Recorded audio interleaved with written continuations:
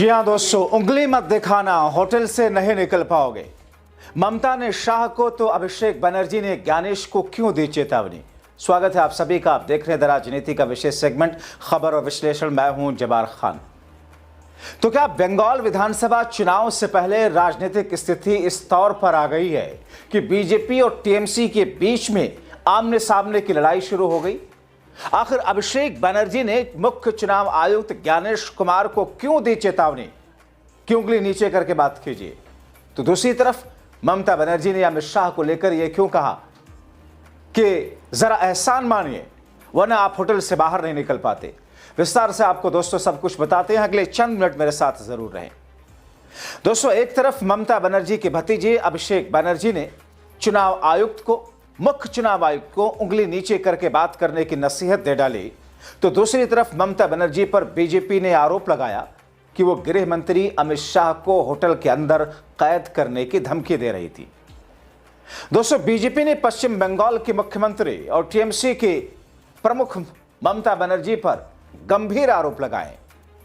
ये कहना कि बीजेपी के नंबर 2 के नेता को देश के गृह मंत्री को होटल से बाहर नहीं निकलने की धमकी दे रही थी, अपने आप में एक गंभीर मामला है। बीजेपी का दावा है कि ममता बनर्जी ने देश के गृह मंत्री अमित शाह के लिए खुलेआम धमकी भरे शब्दों का इस्तेमाल किया और कहा कि अगर वो चाहें तो कोलकाता में शाह अपने होटल से भी बाहर नहीं निकल पाएंगे। बीजेपी का आरोप है कि ऐसा पहली बार नहीं हुआ है। टीएमसी इस तरह की तानाशाही वाला रवैया पहले भी दिखा चुकी है। बीजेपी दावा करती है कि बंगाल में लोकतंत्र पर हमले हो रहे हैं। ममता बनर्जी ने इसे बर्बाद कर दिया।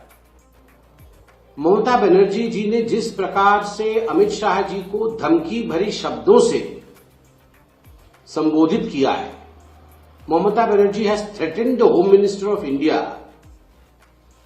इन the words which can not even be thought of. यह भी हमने देखा।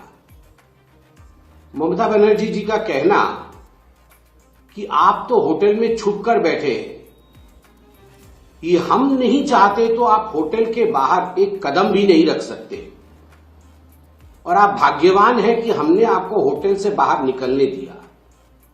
मैं दोहराता हूं, ममता बनर्जी जी ने गृह मंत्री अमित शाह जी के लिए कहा कि आप होटल के अंदर छुप कर बैठे और आप भाग्यवान हैं जो हम आपको होटल के बाहर निकलने दे रहे हैं, वरना अगर हम चाहते तो आपको होटल से बाहर निकलने नहीं देते।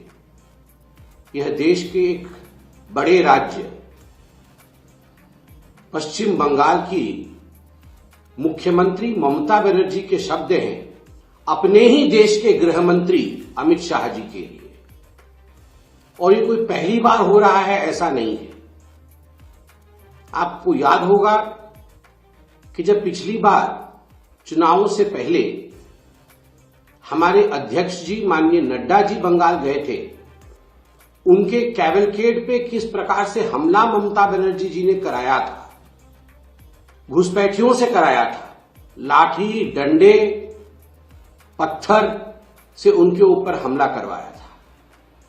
किस प्रकार से आज बंगाल के अंदर 300 से अधिक भाजपा के, भारतीय जनता पार्टी के कार्यकर्ता को मौत के घाट उतार दी गई है। किसी को फांसी चढ़ा दी गई है तो किसी को काट। दोस्तों, टीएमसी के राष्ट्रीय महासचिव अभिषेक बनर्जी ने चुनाव आयोग के साथ में करीब 2.5 घंटे तक चली बैठक के बाद केंद्र सरकार और मुख्य चुनाव आयुक्त ज्ञानेश कुमार पर गंभीर आरोप लगाए। अभिषेक बनर्जी ने कहा कि देश में ईवीएम के बजाय सॉफ्टवेयर और एल्गोरिदम के जरिए वोटर लिस्ट में हेरफेर करके वोट चोरी की जा रही है। अभिषेक बनर्जी ने कहा कि टीएमसी के 10 सांसदों और पश्चिम बंगाल सरकार के वरिष्ठ मंत्रियों ने मुख्य चुनाव आयुक्त ज्ञानेश कुमार से करीब 2.5 घंटे तक मुलाकात की, लेकिन आयोग उनके उठाए गए सवालों का कोई जवाब नहीं दे सका। उन्होंने कहा कि 28 नवंबर को भी आयोग से सवाल पूछे गए थे, लेकिन ना तो तब जवाब मिला और ना अब जबकि मुलाकात हुई, उल्टा चयनित लीक मीडिया को दिए गए। दोस्तों, बैठक में एक ऐसी घटना हुई जिसका शोर हर तरफ है, जिस पर पूरे देश में चर्चा हो रही है, क्योंकि बैठक के दौरान हुए घटनाक्रम का जिक्र करते हुए अभिषेक बनर्जी ने दावा किया, वो चौंकाने वाला दावा है। अभिषेक बनर्जी ने कहा, मुख्य चुनाव आयुक्त ने मुझसे उंगली उठाकर बात करने की कोशिश की, लेकिन मैंने उनसे साफ कहा, उंगली नीचे करके बात कीजिए। आप मनोनीत यानी कि नॉमिनेटेड हैं, जबकि हम निर्वाचित यानी कि इलेक्टेड हैं।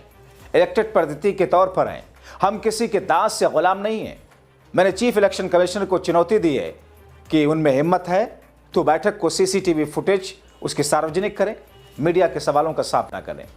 दोस्तों, अभिषेक बनर्जी ने मुख्य चुनाव आयुक्त ज्ञानेश कुमार से सीधे सीधे पूछ लिया कि जिनके नाम काटे उनमें कितने बांग्लादेशी और कितने रोहिंग्या हैं। दोस्तों, अभिषेक ने कहा कि 60 से ऊपर जिसकी उम्र है, बीमार है, उनको भी चुनाव आयोग के दफ्तर में ना बुला करके उसके घर भी जाकर वेरिफिकेशन किया जा सकता है, जो बीजेपी की तरफ से आरोप लगाया जा रहा है। कहा जाता है कि 1 करोड़ रोहिंग्या और बांग्लादेशी हैं। 58 लाख जो नाम हटाए जा रहे हैं, उनमें कितने बांग्लादेशी और रोहिंग्या हैं, इसका जवाब मांगा गया। यारों से बिना पूछे जो नाम हटाए जा रहे हैं, उस पर सवाल पूछा कि जिस फॉर्म को नहीं भरा गया उसका नाम हटाना चाहिए, लेकिन जिसने फॉर्म भरा उसका नाम कैसे डिलीट कर सकते हैं। इस दौरान अभिषेक बनर्जी ने गृह मंत्री अमित शाह को भी निशाने पर लिया। उन्होंने कहा कि जितनी ताकत लगानी है लगा लें, हम चुनाव जीतेंगे, जनता हमारे साथ में है। अगर यही चीज कांग्रेस पकड़ लेती तो कांग्रेस चुनाव नहीं आती। मैं तमाम विपक्षी पार्टियों से कहूंगा कि वो इस मुद्दे को गंभीरता से लें। ईवीएम से वो चोरी नहीं हो रहा, वोटर लिस्ट से चोरी हो रहा है। इससे पहले भी मतदाताओं को संदेह के घेरे में नहीं डाला गया था। पहले वोटर तय करता था कि सरकार किसकी बनेगी, प्रधानमंत्री कौन बनेगा, लेकिन अब सरकार और प्रधानमंत्री तय करते हैं कि कौन कौन वोटर बनेगा। उधर इससे पहले ममता बनर्जी ने भी अमित शाह को चेतावनी देते हुए अपने दायरे से बाहर न जाने की चेतावनी दी थी। दोस्तों, टीएमसी नेता का दावा है कि एसआईआर के तहत 1.36 करोड़ मामलों में लॉजिकल डिस्क्रिपेंसी बताई जा रही है, लेकिन आयोग ने अब तक इसकी सूची सार्वजनिक नहीं की। आरोप लगाया कि मुख्य चुनाव आयुक्त या election commission of India app में गड़बड़ी है, जहां दस्तावेज जमा होने के बावजूद नोटिस जारी नहीं हो रहे और नाम सॉफ्टवेयर के जरिए हटाए जा रहे, वो भी एईआरओ की जानकारी के बिना। उन्होंने कहा कि 60 साल से अधिक उम्र के बुजुर्गों, दिव्यांगों, बीमारों या बीमारियों से जूझ रहे लोगों को घंटों फिजिकल वेरिफिकेशन के लिए बैठाया जा रहा है, जो अमानवीय है। अभिषेक बनर्जी ने सवाल उठाया कि रोहिंग्या और बांग्लादेशी घुसपैठियों के नाम पर बंगाल को बदनाम किया जा रहा है। अगर 58 लाख लोगों की सूची बनाई गई तो साफ बताया जाए कि उनमें कितने अवैध प्रवासी हैं। अगर कोई अवैध है तो हम भी उन्हें बाहर करने के पक्ष में हैं, लेकिन झूठा प्रचार बर्दाश्त नहीं करेंगे। उन्होंने यह भी कहा कि अन्य 11 राज्यों में एसआईआर चल रहा, लेकिन बंगाल में सबसे कम डिलीशन होने के बावजूद यहां सबसे ज्यादा सख्ती की जा रही। अभिषेक बनर्जी ने कांग्रेस, आम आदमी पार्टी, आरजेडी सहित विपक्षी दलों से अपील की है कि वो समझें कि वोट चोरी ईवीएम से नहीं, वोटर लिस्ट और सॉफ्टवेयर के जरिए हो रही है। दावा किया कि बीजेपी महाराष्ट्र, हरियाणा, दिल्ली, बिहार में इस तरीके से जीत हासिल कर चुकी है। पहले मतदाता तय करते थे कि सरकार कौन बनाएगा, अब सरकार तय कर रही है कि वोट डालने कौन जाएगा। लेकिन याद रखिए, बीजेपी हमेशा सत्ता में नहीं रहेगी। संविधान रहेगा, 2026 में बंगाल की जनता फिर से भारतीय जनता पार्टी को हराएगी। यानी कि जिस अंदाज में ममता बनर्जी और अभिषेक बनर्जी ने भारतीय जनता पार्टी और केंद्र की मोदी सरकार को निशाने पर लेने के साथ साथ चुनाव आयोग के ऊपर ठीकरा फोड़ा है, जाहिर तौर पर सुप्रीम कोर्ट को चाहिए कि इसकी निष्पक्ष जांच करवाए, क्योंकि लोकतांत्रिक देश है और किसी भी लोकतांत्रिक देश में चुनाव ही सब कुछ तय करता है। कौन सत्ता में रहेगा, कौन सरकार बनाएगा और फिर देश की नीति होगी क्या।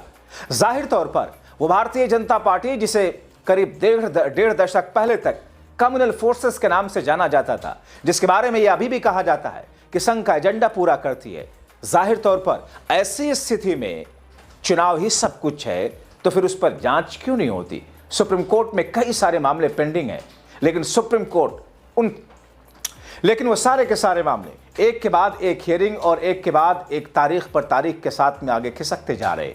अब जो स्थिति सामने आई है, ममता बनर्जी, उनके भतीजे ने जिस तरीके से चुनाव आयोग को, मुख्य चुनाव आयुक्त को चेतावनी दी है, अमित शाह के लिए जो चेतावनी दी है, जाहिर तौर पर बीजेपी का तिलमिलाना उस पर बहुत स्वाभाविक है।